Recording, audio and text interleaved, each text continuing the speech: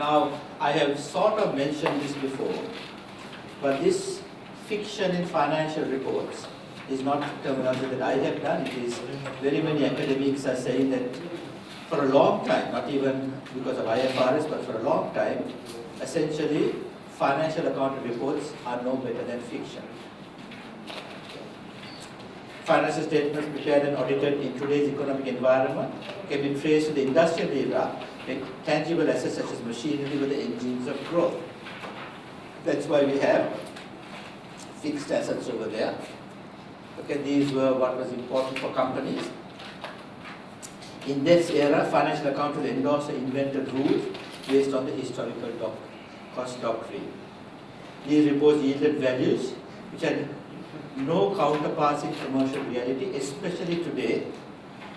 Often book valuations are sheer fictions, and thus managing the risk associated with those valuations became a meaningless exercise. The main reason is that the financial reports try to do two things. It tries to be reliable, that is why they use historical costs, and also relevant. Okay? That means it should be able to report today's value. So it can't do both, unfortunately. It reminds me of a little boy who came home and asked his mother, "Mommy, from where do I come?" The mother thought it's a good opportunity for her to talk about the birds and the bees and sex and men and women, and she went into some sort of detail describing how he came. And he was sort of fascinated. And then after she finished, the mother asked, "Son, why do you ask me that question?" And the son said, "Because my friend in school comes from New Zealand." Right? So she gave a very reliable answer, but not a very relevant answer. And that is the problem with financial accounts. In trying to be reliable, it loses relevancy. And then we have auditors who come and audit these things. This is especially the case with intangible assets such as the organization's knowledge workers, brand equity and reputation are kept off balance sheet even today. Okay? Thus making the valuations even more fictitious. These fictitious financial reports are then audited, and the auditors held that the statements gave a true and fair view of the state of affairs of the company. How can they tell a true and fair view of the state of the affairs, okay, of the company when basically those valuations are based on all sorts of different principles? This has resulted today in the knowledge economy companies reporting audited book values widely divergent from market values. So take, for example, a famous example is Microsoft. Its book value is only 5% of its market value. Same with Apple. Okay, Apple, audited book value, 5% of market value. So 95% of Microsoft, Apple, Google, and so on are in their intangible assets, such as the search engine equation in Google, but they don't appear in the balance sheets. Okay, the only way an intangible asset appears in the balance sheet is as goodwill, and that is when one company buys another company, the difference between market price and book price. So if Google was to buy Microsoft, suddenly there would be a sale based on market values, and the difference between book value and market value will come into the books as goodwill. So the question is, was that there or not? So auditors, because they get paid to do so, are certifying things that are complete fiction. Now in Australia, there was a lady called Norma Cooley who wrote a book called Forbidden Love, okay, about she being a Jordanian. Her friend who was a Jordanian, she wanted to marry someone who was not approved by the father, and the story was that the father got a contract man to kill his own daughter because she was going against his wishes. It went to #1 in Australia. Even my wife bought a book, okay, about these terrible Jordanians and contract killing because the daughter didn't follow the father's advice. Okay, so it was put forward as non-fiction. But very soon they found out that this lady was not a Jordanian, she had no Jordanian friends, and the whole story was a complete lie. And they had to recall all the books. But the thing is, I went and told at that time some auditors, they didn't like me for it. I said, I don't know what the fuss is about. We have thousands of auditors certify financial accounts as non-fiction when they're complete fiction. And of course, they were pretty angry with me making that statement. But it's the case.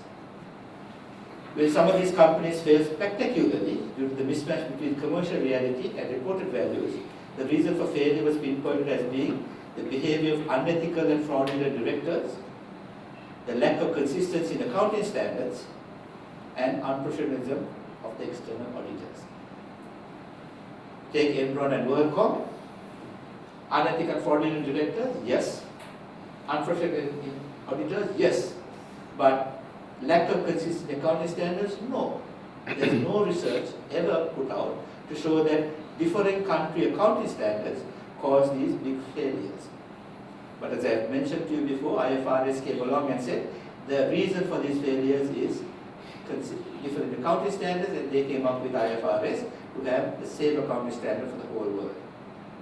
Okay?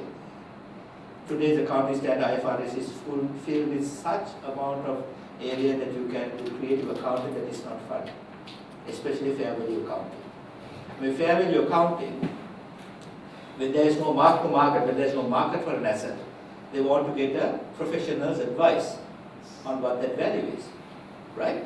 Just imagine you go to a bank, not an Islamic bank, a normal bank, okay, to get to borrow some money, right? And you want to buy a house or borrow some money against your house as an equity, and the bank tells you, why don't you get a professional to value your house, and based on the professional, we give you the loan. So you're going to pay a professional to value your house. What sort of value will you get? Pretty good value. That's exactly what companies are doing. Companies are getting professionals to value their own assets and putting them on the balance sheet. So obviously these assets are very, very highly because the value is paid by the company. Okay, it's so easy to rings around fair value accounting. Anyway, the problem was that despite all the shouting, Enron and WorldCom unfortunately has taken power away from accountants. The financial accounting profession's panacea, or their headache tablet, is convergence via international financial reporting standards. As I told you, no research evidence to support this. The more recent collapses have been of such a magnitude, however, that the financial accounting profession and its IFRS reports no longer have the sole reporting role. The legal and finance profession via legislation and stock market regulators have also become involved. For example, Sarbanes-Oxley 404 makes mandatory the reporting of all significant risks as an off-balance sheet item. So for example, any contingencies are off-balance sheet according to Sarbanes-Oxley, but IFRS tells you that no longer will they accept contingent liabilities to be brought into the balance sheet. So we have different regulations requiring different things. Reports are also demanded on the impact of the actions of the corporations on the environment and society. So those triple bottom line, CSR type of things also has caused other people to look at the company rather than only the accountants. So initially, what has happened with Enron-WorldCom disasters and the things that have followed, Parmalat and so many companies, is corporate governance has become a big issue. People talk all the time about corporate governance. But what exactly is corporate governance? Actually, there are three different definitions or views of corporate governance. The economic view of corporate governance is that managers of the company are the custodians of the assets, and their prime responsibility is to use the assets efficiently in the pursuit of a firm's objectives. So that is what company law tells you. You've got to use these assets of the company in such a way that you should give your shareholders maximum profit. You shouldn't steal these assets or wreck these assets. They should be used efficiently. That is, economists believe that creating value for shareholders is the essence of good corporate governance, despite any externality that may result. So I've already talked about the company law. That's why Mr. Friedman said the social responsibility of companies to make a profit. Thus, the certification of the veracity of the published corporate governance reports through the audit would also be given a value premium. That's what the economists say. Make sure that you look at your financial accounts and audit it properly, and that will be given a value premium for really good corporate governance. But that is not the legal view.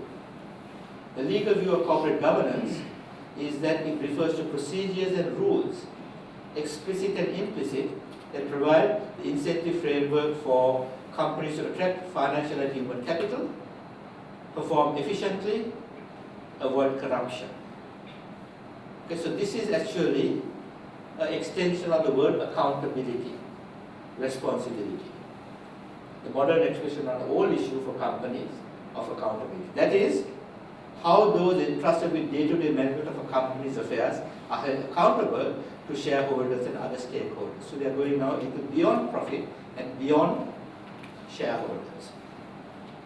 This is currently done via a checklist approach, which is suggested by Sarbanes-Oxley in Australia, Club 9, and other stock exchange guidelines. So essentially that is what they consider corporate governance. You go to any website of a company, go to the corporate governance section, what you see is a checklist. External audit team, check. Okay, independent directors, check. Check, check, check. We are well governed. Okay, so they basically define governance as a checklist. If you have it, you must be well governed, no matter the reality. Okay, now there's a third view, which we've already covered in a sense, the social view. The societal or social viewpoint of corporate governance, that it is about communications. That is how a company presents itself to those that have a legitimate interest in its affairs.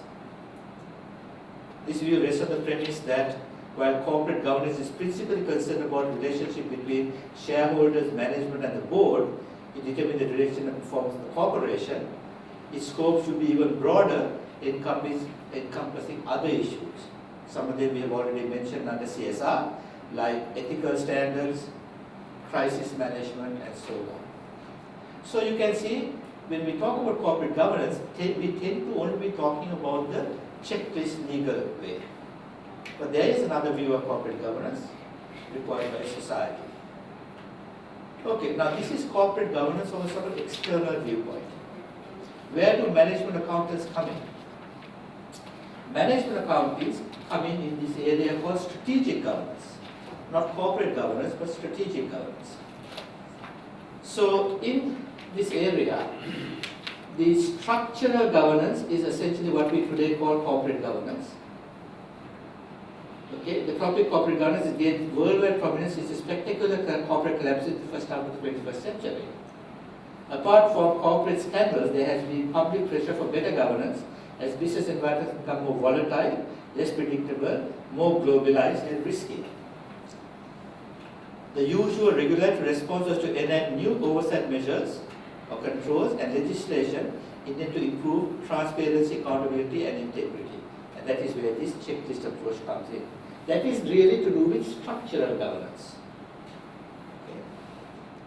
Companies are therefore concentrating on issues such as ownership structure, board composition, audit committees, financial reporting standards, earnings restatements, disclosure practices. Such approaches of governance have been collectively labeled structural governance. So what exactly is, okay, so let's look at structural governance a little bit more. We have this issue of enforcement and compliance. The next important hurdle in structural governance is enforcement and compliance. What is ultimately required is that a real-time enforcement program to reassure investors that if corporate executives and professionals cross the line, they will pay and pay heavily where it hurts the most. Proceedings must be swiftly brought. Director and officer bars sought and received, assets frozen, dollars returned to investors, and other appropriate relief on a case-by-case basis. Now this is to an extent happening in the US and Australia and so on. In Australia, the head of the largest supermarket chain, CEO, went to an annual general meeting where questions are asked about money he spent, company money he spent to go up his house, and the next day he was in jail. There are others who have done insider trading things and ended up in jail. You can see Michael Wilkin in junk bonds, Martha Stewart, very big entrepreneur in the USA, okay, in jail. Not enough of these people are going from Asian countries. It's happening, however. Okay, who is the Satyam man is in jail. Few people have gone to jail, but more for political reasons, but for genuine business reasons, very few until recently. In Sri Lanka, person who was at the knighthood level, okay, for a bank, sort of a credit card sort of bank, went into jail, paying out huge amounts of money from investors. Okay? Then he got a fake heart attack and is now out again. Right? And his wife is apparently roaming around in either Singapore or England in a full dress burqa, only you can see the eyes. Okay? Because she doesn't want to be recognized. She's a Christian, by the way. Okay, so these things are not enough happening in this part of the world. Has anyone here in Dubai gone to jail for corporate fraud? Yes. What level of the person was it? Any CEO level? Yes. Not for political, but truly for big bad business practices? Yes. And that's good. So this is happening. Like Sri Lanka, after 1 month they came out. And what happened to all the money played out? Nothing returned? Nothing returned. No, there is a lot. Okay. Which is good to hear, because in the old days you just get away with all this. Okay, so enforcement and compliance is happening. What are the limitations of structural governance? This governance framework is realized to be inadequate and limited, as it considers governance from a compliance perspective that produces a checklist, which they felt was unlikely to solve overall governance problems. Thus, structural governance has been seen only as partial, as it fails to address how external requirements can also be accommodated through internal organizational processes of a more strategic nature. So it is better to do that, to look at your strategies, okay, for better organizational success and therefore ultimately satisfying your stakeholders. So what we need is a balanced governance system. The view emerging is that companies need a balanced system for integrating governance into internal organizational processes within the domain of management accounting. This requires not only proper structural governance procedures to ensure compliance, but also procedures necessary to govern the formulation and implementation of strategy, the management of organizational risk, and the resultant evaluation of performance. So we've done a little bit of performance already. So this is the area that we are going to look at in the next topic. Implementation strategy, risk management, these areas.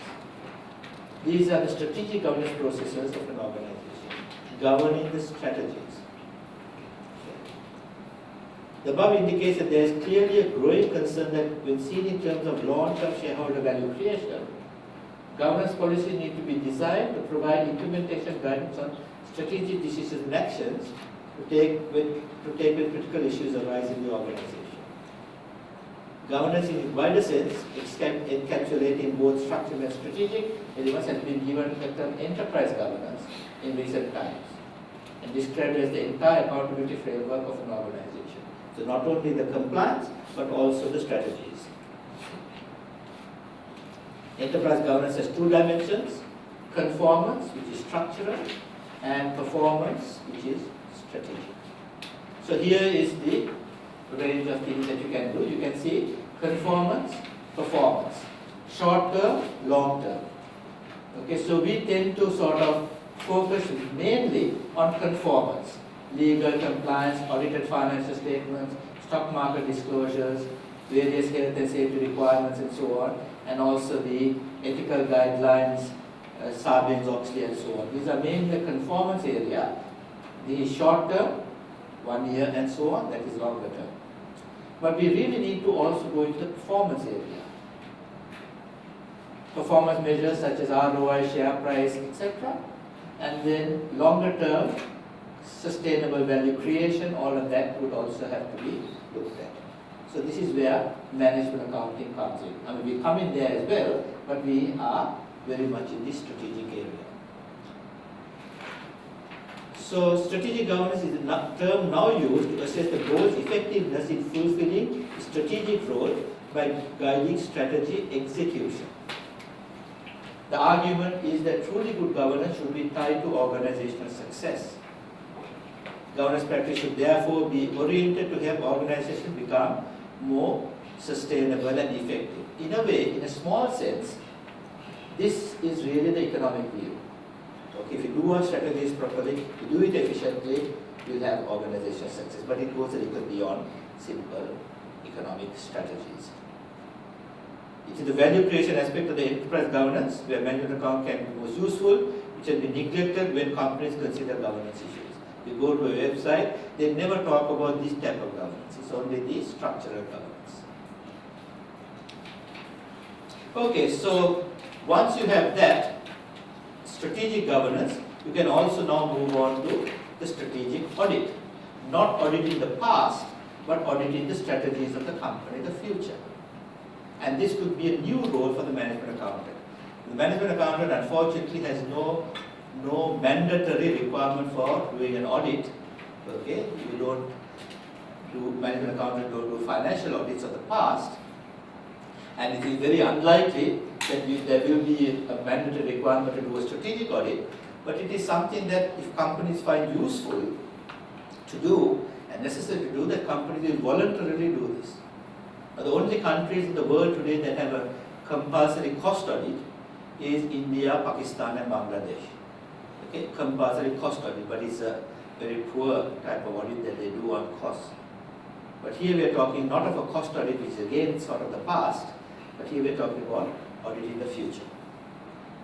So the strategic audit provides an objective view of the growth and exit options available to shareholders and management when difficult and important decisions need to be made in order to maximize shareholder value.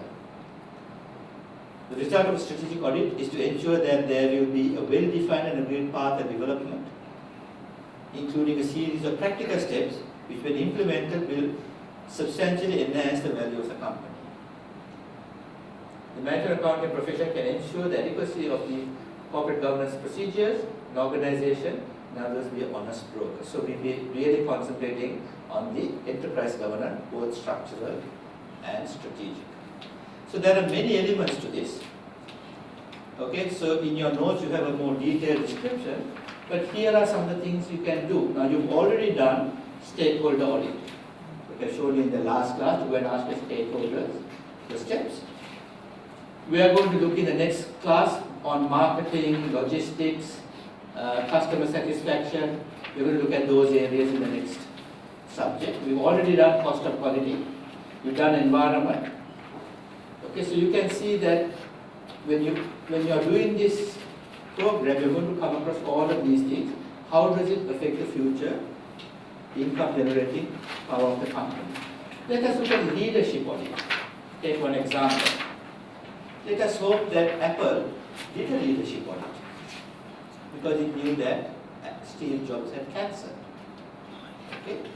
And who was going to follow? Many companies, especially in this part of the world that are family run, think that the owner is going to live forever. They don't look at succession planning. Today's news about Apple, the share price is half. The businesses are from $700 to $400. Not quite half, but almost. Right? Businesses are asking, what is Apple's next big move? Okay, and they are discounting. So, has these things been done?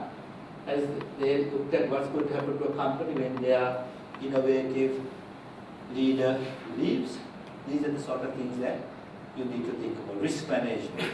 Okay, what about strategic alliances? Okay.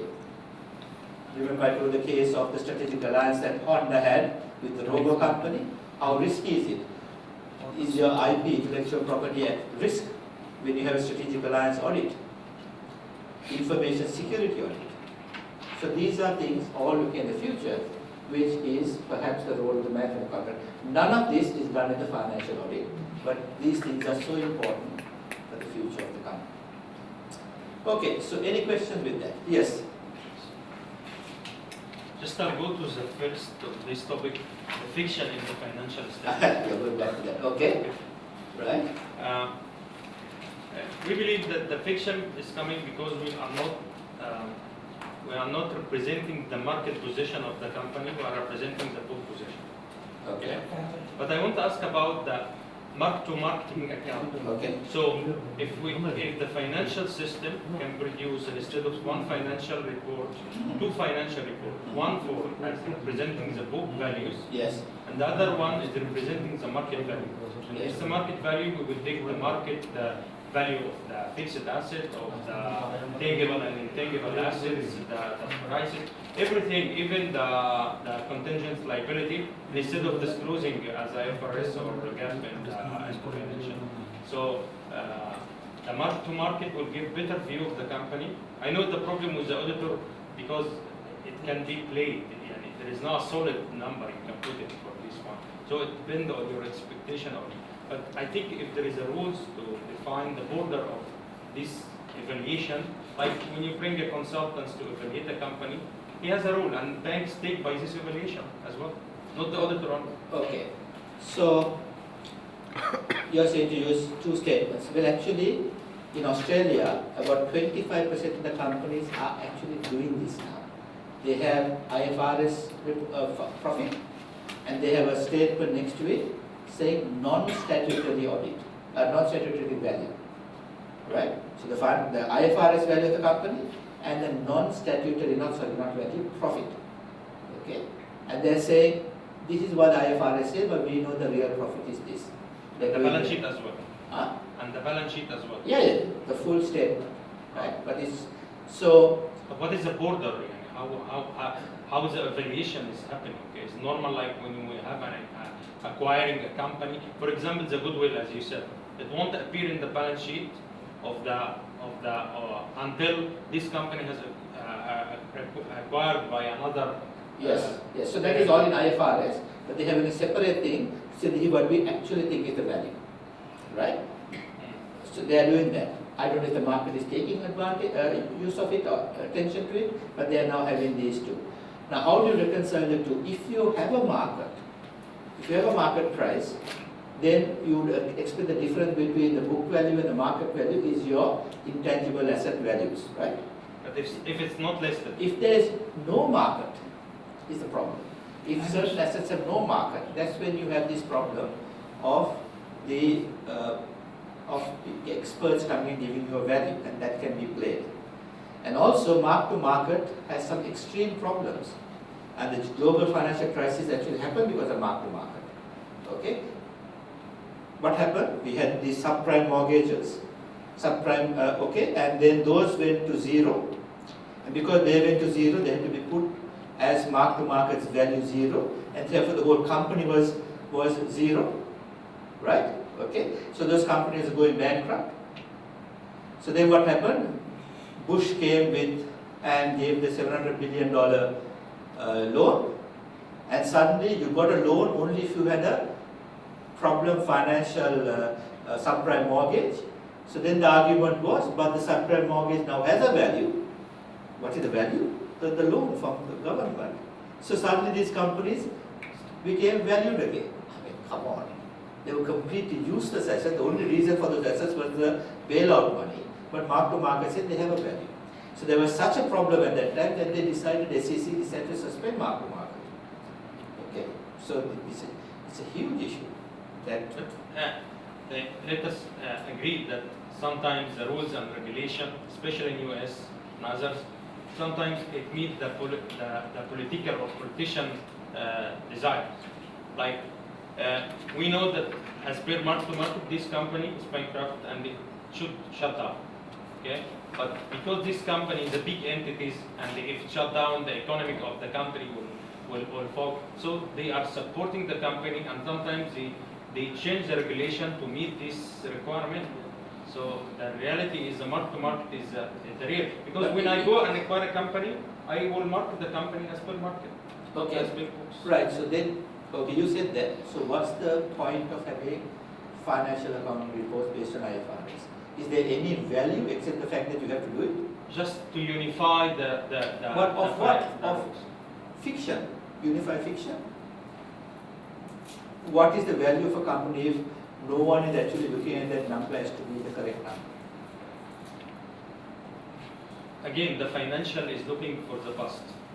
Yeah, I know. In the I'm just financial asking analysis, you are financing the historical data. not We the have future. reliability, but what's the relevancy of this number? Why we pay so much of money to get these accounts, to have them audited, if there is absolutely no reality in those numbers? It's the main purpose Yes, of it. good point. We are giving jobs to accountants and auditors. But are people looking at it? I mean, there's some evidence that some financial accounting numbers are giving you a share price indication. Other evidence indicating it doesn't. Very weak. Okay, but we have a massive industry around it. Okay, so it's difficult. I mean, we are talking management accounting. We are not going to worry about financial, but since you raised the point, it is there. Okay. Anyone wish to support IFRS? I put out a paper called The Accounting Delusion.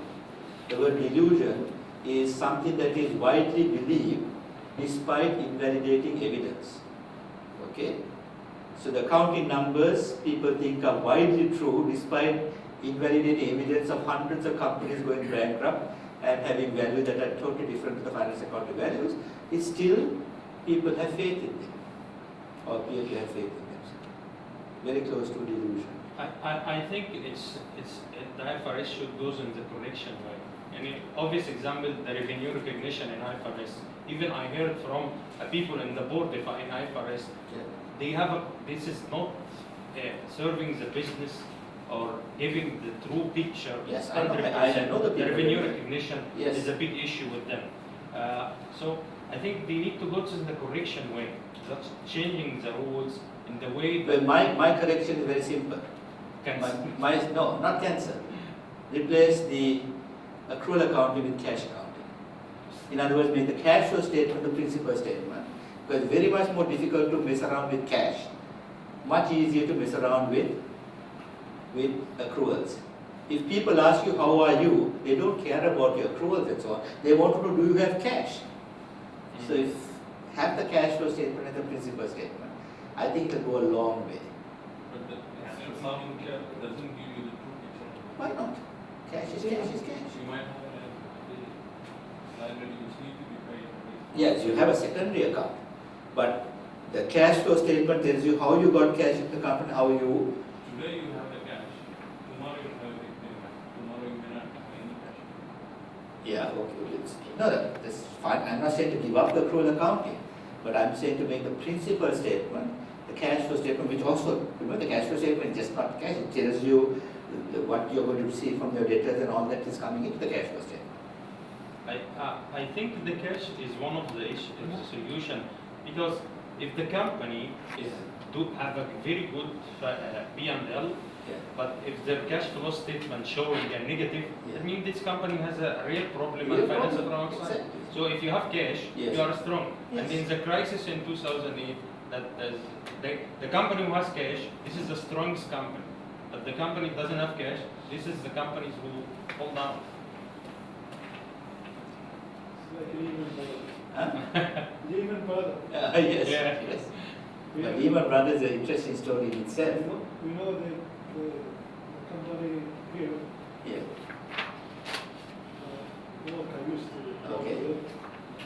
Before it spoke, they got more than share, cost money, more than 400 million. More than. And within 2 days, it was Well, I mean, the subprime, if anyone can get the DVD called Inside Job, go and buy it and have a look at it. It's fantastic. It tells you the whole story. The big problem was that these subprime mortgages were insured by AGL. Right now, normally if you have a car and you insure it with 2 people and the car crashes, you can't get full payment from both, from half from here, half from there. But AGL, not AGL, AEG, no? AG. Yeah, AIG. AGL is our gas company in Australia. AIG, it went and sold these insurances to anyone who wanted them, hundreds of people, right? So when the subprimes fell, all the people said, hey, give us our insurance on these. They couldn't. right? So the AIG was going to collapse. So Bush couldn't have that because if AIG collapses, all the insurance of the aircraft can't fly, cars can't go on the road, end of the American economy. So he had to prop up AIG by giving that huge loan. Okay, so it is a complete corruption in the whole